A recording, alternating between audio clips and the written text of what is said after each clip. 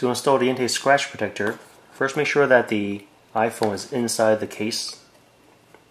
And it's basically a two-step process. First, have the B point upward and A point downward. Peel the A back a bit, just so it will expose the other side. And align it. Once it's aligned to the iPhone, now I can just push it downward.